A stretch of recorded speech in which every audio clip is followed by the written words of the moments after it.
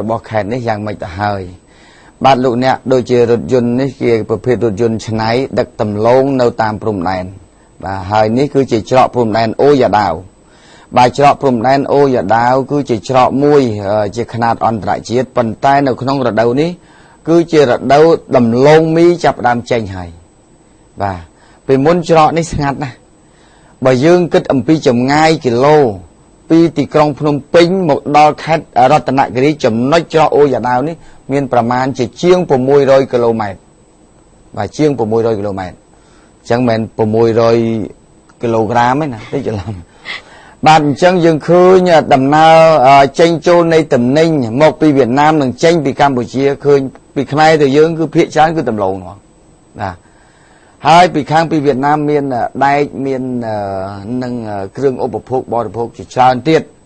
ដែលបង្ហាញឲ្យឃើញថានេះច្រកនេះម៉ូតូនៅក្នុងគេចឹងសត្វប្រភេទម៉ូតូអញ្ចឹងបាទម៉ូតូគ្មានកាត់តប៊ូទេហើយយើងឃើញអ្នកដែលចេញចូលនៅទីនោះភាគច្រើនគឺក្រុមអាជីវករគាត់រស់ស៊ីបាទម៉ូតូខ្លះដឹកច្រើនជាងឡាន